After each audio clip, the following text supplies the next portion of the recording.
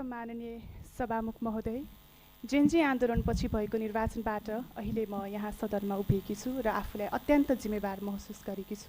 उक्त आन्दोलन तथा विभिन्न कालखण्डमा देश र जनताको लागि जीवन गुमाउनु हुने सम्पूर्ण शहीदहरूप्रति संवेदना प्रकट गर्न चाहन्छु र हामीलाई मौका दिने राष्ट्रिय स्वतन्त्र पार्टी र हामीलाई आफ्नो मत मार्फत प्रतिनिधि चयन गरेर यहाँसम्म पुर्याउनु हुने सम्पूर्ण नेपाली जनप्रति सम्मान व्यक्त गर्न चाहन्छु।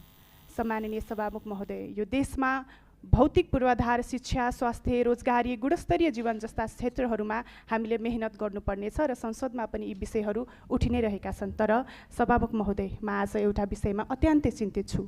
हामीले नागरिक चेतना र क्षमता अभिवृद्धिमा ध्यान केन्द्रित नगरेको पो हो कि भन्ने प्रश्नले मलाई बारम्बार सताइरहेको छ। आज हामी यस संसदमा आएर नीतिगत तहबाट काम गर्दै गर्दा हामीले बनाएका नीति र अपनाएका रणनीतिहरूले व्यक्तिगतको जीवनमा प्रत्यक्ष अथवा अप्रत्यक्ष रूपमा कतिको असर परिरहेको छ भन्ने मापदण्ड के रहेको छ र कतिको नागरिकले अपनत्व लिइरहनु भएको छ भन्ने मापदण्ड के रहेको छ। पहिलो कुरा त हामीले नागरिकलाई जिम्मेवार महसुस गराउन सकिरहेका छैनौँ र हामी आफै पनि पूर्ण रूपमा जिम्मेवार छैनौँ। हाम्रो सोच फराकिलो छैन। हामीले ध्यान पुर्याउनु पर्ने विषयभन्दा फरक विषयहरूमा फोकस गर्दा वास्तवमै आवश्यक रहने विषयहरू छायामा परिरहेका छन्।